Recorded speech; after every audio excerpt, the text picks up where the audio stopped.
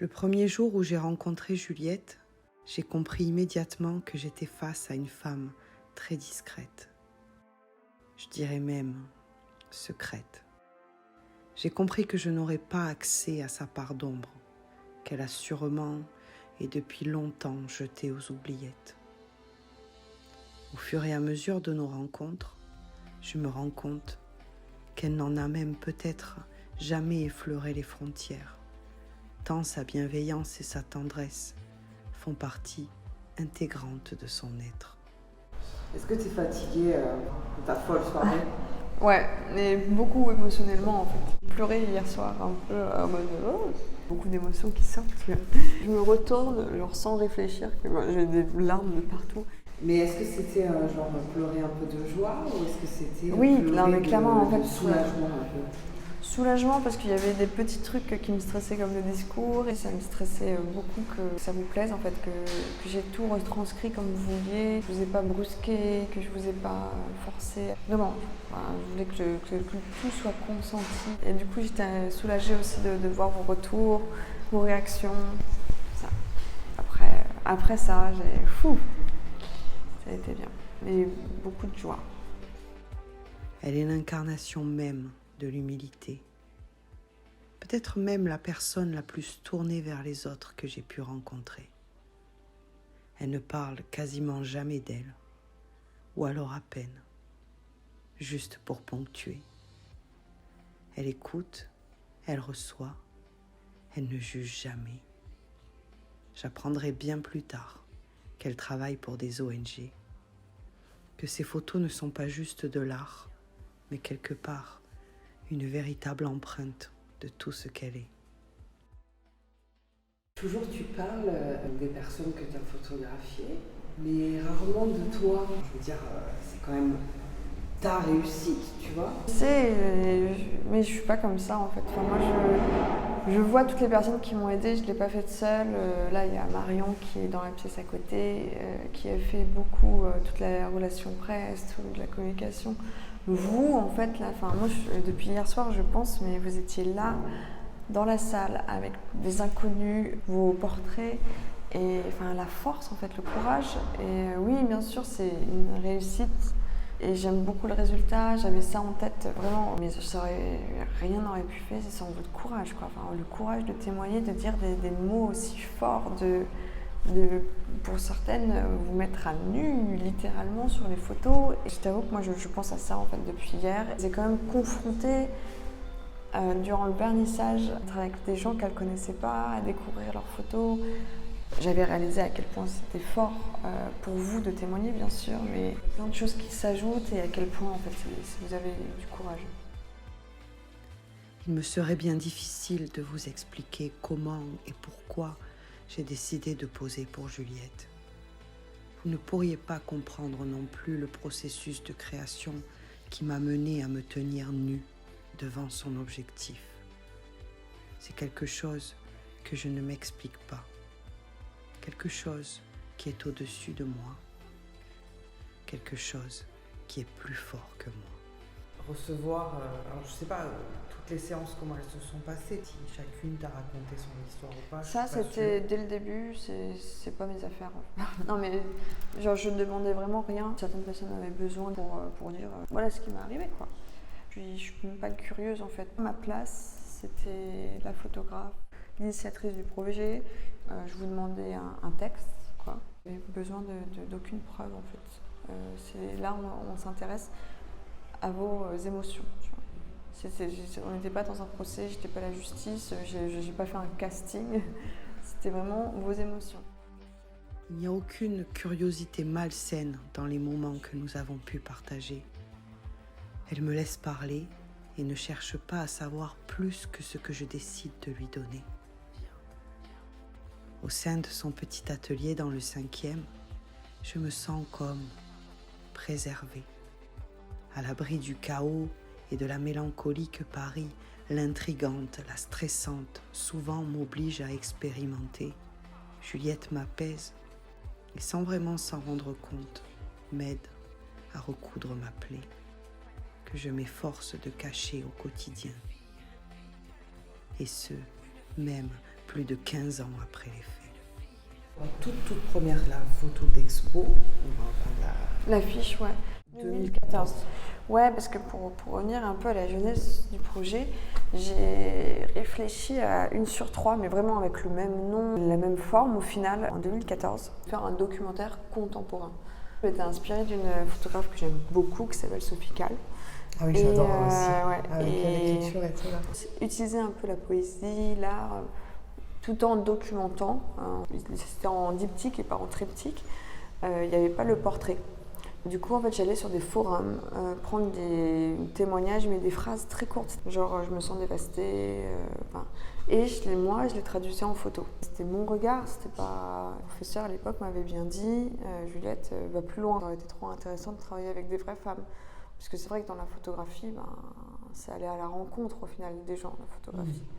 Et je sais pas, j'ai toujours gardé en tête ce projet. Il arrive mes 25 ans et un stress qui arrive en me disant mais Juliette, t'as tellement plein de choses dans ta tête, il faut que tu le fasses quoi. Partie de là, de le refaire. Et avec mon ami qui m'a aidé pour la communication, on s'est dit que c'est quand même plus fort de présenter un projet avec une image sur les affiches. Et c'était vraiment impossible de choisir une image de la série de 2022. Choisir parmi les 20 femmes une photo quoi. Donc voilà, j'ai ressorti cette image que j'aime beaucoup. Qui est très belle, hein, qui est. Ouais. Ça a été une de mes images d'études photo que j'ai, même de ma carrière, petite carrière photographique que j'ai, ma carrière de quelques années. Ce projet, ça fait du coup 8 ans que je pense quoi. Quand j'ai été agressée, je n'étais pas seule. J'ai partagé cet épisode douloureux avec une amie que je n'ai quasiment jamais revue depuis. Je porte dans mon cœur et sur mon corps les cicatrices de ma culpabilité. J'étais la plus consciente de nous deux et je n'ai pas pu la protéger. Le premier impact d'intérêt public. On m'a beaucoup dit ça là. Que ça pouvait peut-être réveiller les consciences, avoir un impact sur les gens qui sont victimes et les gens qui ne sont pas victimes, qui peuvent peut-être comprendre voilà, ce que c'est une amnésie traumatique, pourquoi la victime elle a ou pas porté plainte. Et le second impact, c'était la réparation que ça pouvait avoir chez les personnes que tu as photographiées. Là, on parle d'empowerment ou pas. Il y a toujours de l'empouvoirment, comme on dit en français. Mais si j'avais pas d'objectif, c'était les deux choses que je voulais. Comme tu dis, genre sensibiliser le plus grand nombre, ressentir ce que ces femmes ressentent. Et c'est pour ça que je me suis aidée de 2 médiums, du coup, l'écriture et la photo, plus du coup le regard, la deuxième photo. En fait, j'ai envie de réveiller des sens, des émotions chez les gens. Comment j'allais présenter l'exposition et le projet, c'est super important pour cette partie-là, en fait. Les photos étaient aussi là pour bouleverser, mais bien sûr, c'est les mots. Pas refaire le monde, hein, c'est ce qui est le plus fort. S'il y a un impact, pour l'instant, le projet n'est pas non plus très connu. Mais en tout cas, je sais pas toi, mais j'ai senti un impact hier. Ah, carrément. C'était à un autre niveau hier quand ils ont découvert les portraits. J'espère qu'il y aura un impact, que la façon que j'ai présenté les choses va impacter. Et la deuxième chose, je me suis aidée de l'art-thérapie. Ça faisait partie aussi de cette envie que ce soit un soin aussi, peut-être moins un soin par l'image comme je peux faire dans mes séances photo, une sorte d'art, de thérapie en fait. Je ne suis pas art-thérapeute, mais ce qu'on a fait ensemble avec ces femmes, c'était vraiment en fait de mettre vos émotions, ces émotions dans les photos quoi. Enfin, de laisser quelque chose. Et on parle souvent que porter plainte, même si ça aboutit pas, il y a cet acte symbolique que c'est écrit sur un papier attesté par la police quoi. Donc il y a cette forme très symbolique où on décharge quelque chose et on matérialise des émotions parce que c'est pareil. Enfin, on n'en parle pas assez et ça c'est pas que pour les femmes femmes et hommes qui sont victimes de violences sexuelles. Quand on a des émotions aussi intenses, aussi violentes, aussi horribles, on essaie de les effacer directement parce que il y a cette honte qui se crée quoi. On ne peut pas vivre, on ne peut pas penser ça. Avec la photo du coup et les textes, ça devient réalité finalement. La sensibilisation, mais aussi d'autres femmes qui ont été victimes de violences, qui se sont reconnues, bien sûr, dans les mots, qui se sont reconnues aussi dans les photos. J'espère que ça a pu faire quelque chose pour ces femmes, même si c'est un tout petit peu, quoi. J'ai eu des retours qu'effectivement ça a aidé. Là, on parlait de la justice, j'ai eu des retours comme quoi la justice n'avait jamais écouté la plainte. Et là, du coup, elle a pu en parler autrement. J'ai eu des retours aussi sur la séance photo et le déroulé de la séance photo où j'espère que j'ai été le plus douce possible et la plus bienveillante et calme et patiente. Ça a eu un impact aussi, la douceur. Je suis persuadée, et ça, je peux pas te le... Je sais bien que tu es au courant et que tu le revendiques, que si on était plus gentil et patient et bienveillant, et ça prend des fois juste 5 minutes en plus, quoi. L'amour, ça passe pas nécessairement par une relation amoureuse ou amicale, mais ça peut passer par juste un peu d'attention, un regard soutenu, une main qui dit je suis là, tu vois. Et bien sûr, ces séances étaient très difficile pour ces femmes. Là, on a le résultat, mais je sais que ça a été dur le soir. Ça les a soulagées et il y en a, ça les a retournées dans des moments d'angoisse aussi. De laisser cette trace. Oui, cette empreinte. Cette empreinte, c'est extrêmement dur. Sans parler de le partager après. Alors juste déjà de le dévoiler à moi et vous aussi, en fait, de l'accepter parce que, encore une fois,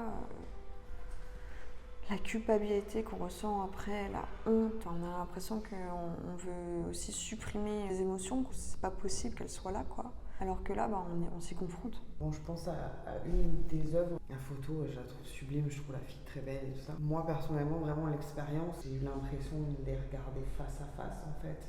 Comme si je faisais face à ce qui leur est arrivé et que tout d'un coup, je dois pas baisser les yeux. Il y avait cette histoire de miroir, tu vois, j'ai senti ça comme un truc et je me suis dit, quelqu'un qui n'a jamais vécu cette violence, tu vois, d'un coup, là, il est un peu confronté à regarder l'horreur en face.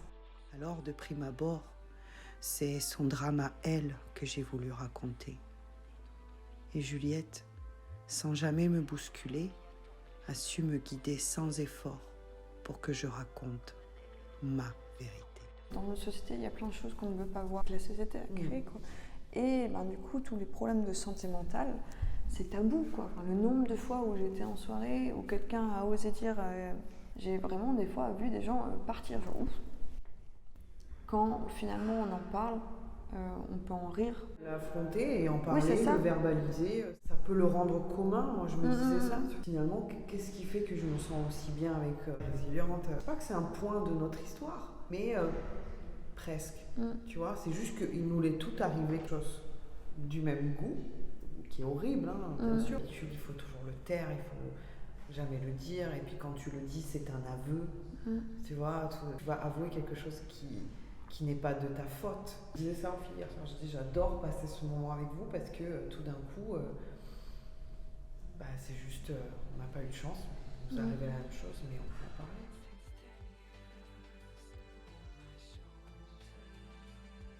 C'est ça aussi que j'ai beaucoup aimé dans l'association Les Résilientes, c'est de plus se retrouver seule en fait. La solitude, c'est ce qui tue finalement.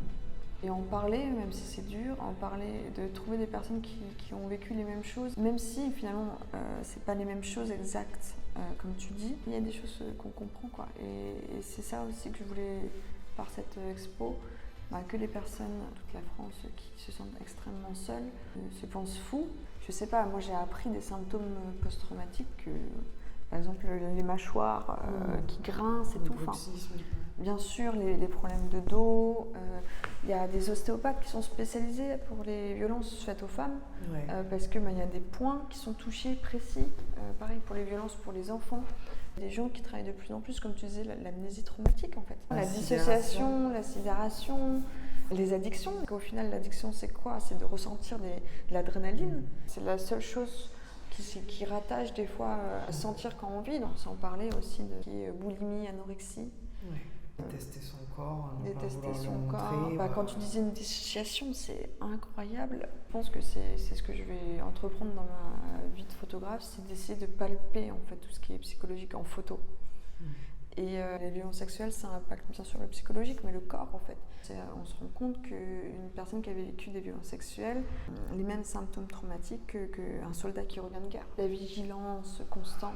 En fait, je pense que c'est aussi une vieille histoire de féminisme. Les hommes ne peuvent pas être battus. Enfin, c'est des hommes, quoi. On n'abordait pas ces sujets parce que ça arrivait aux femmes ou aux hommes faibles. Aux hommes faibles, ouais. C'est forcément une question de faiblesse, quoi. Une question de pouvoir. Ce podcast, ou peut-être une nuit, l'explique très bien. Les agresseurs et les seuses sont des personnes qui sont en recherche aussi de pouvoir, de force. Ouais, de dominant, dominé. Peut-être que je suis idéaliste, mais je ne pense pas que les humains ont été créés en ayant besoin de dominer ou d'être dominants, quoi. C'est la société qui a fait ça. Les violences sexuelles, c'est une guerre en fait pour les victimes. C'est une guerre que personne ne voit. Les violences sexuelles ont toujours été une arme de guerre. Ouais.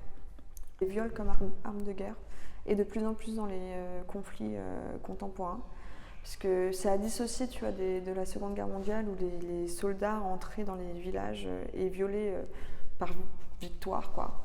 Là, les viols de guerre, c'est vraiment les chefs qui ont ordonné à ses commandants, etc., de violer, parce qu'ils savaient que c'était le tabou ultime.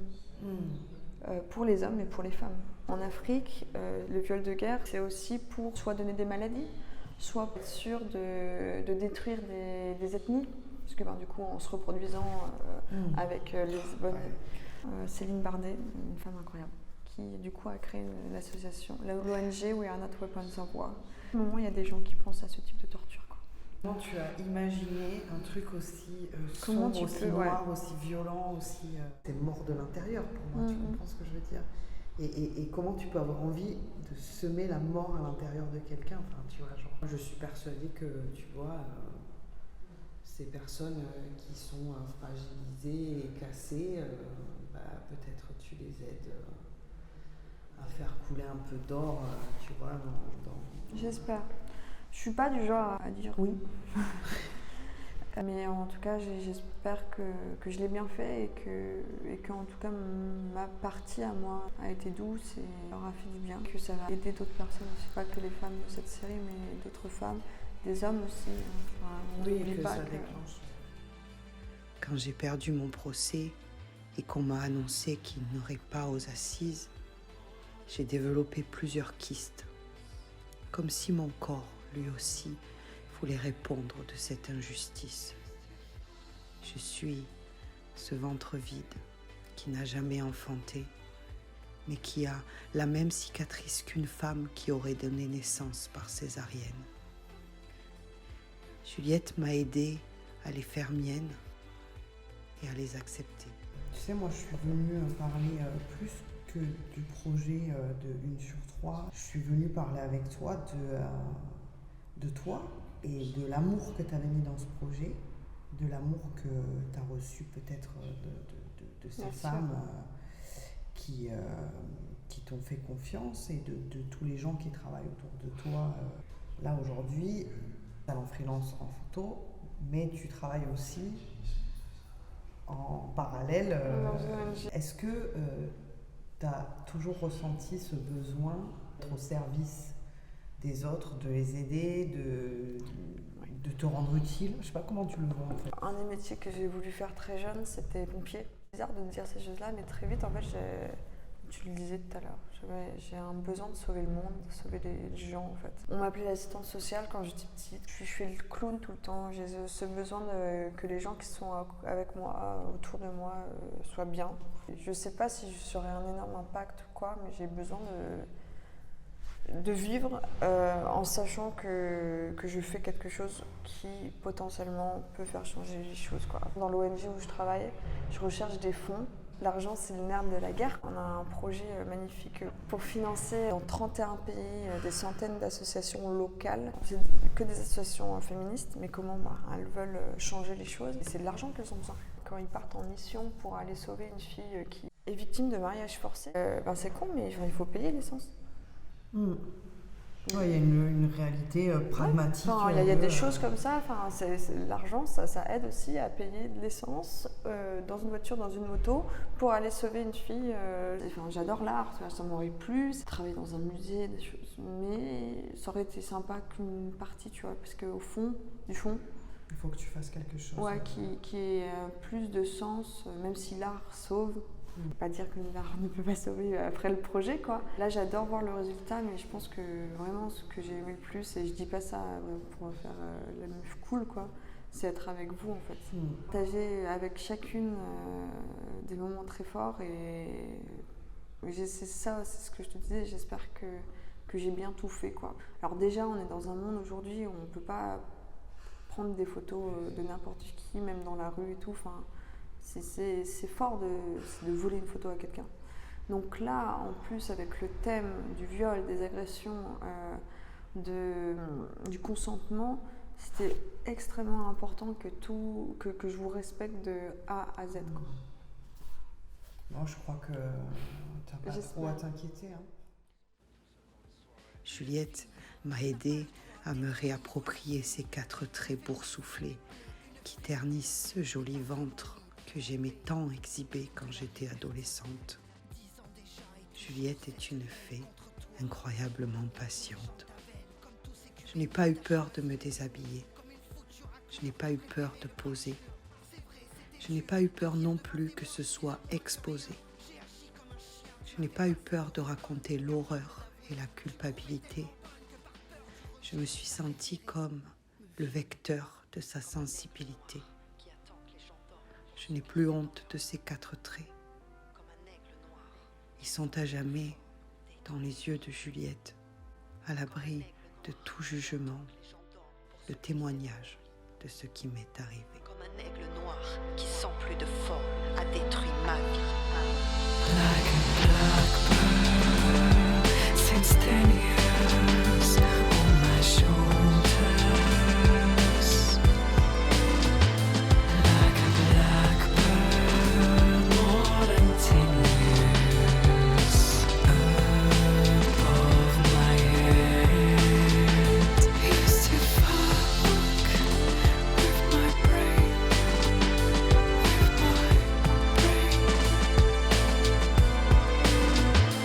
Used to fuck with my brain, with my brain.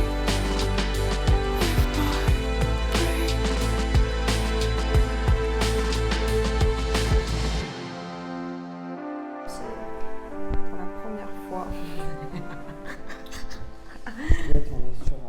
J'ai vu ta tête.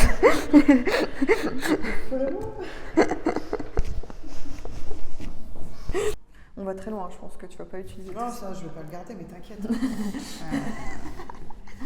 Toi, d'ailleurs, comment tu fais pour pas bailler quand tu chantes? Puis le palais quand même. Et pareil d'ailleurs si je veux tousser ou éternuer. Tu sais genre... Montage. Ah, un truc de pour rigoler à la fin, ouais. Si, Franchement, je sais pas laquelle est la pire des deux. Oui, on est super fatigués. Ouais, un truc de pour rigoler à la fin. Oui, un truc pour rigoler. Making of, putain. Making of. Là, j'ai encore vu une bailler en plus. Ah, il est tombé.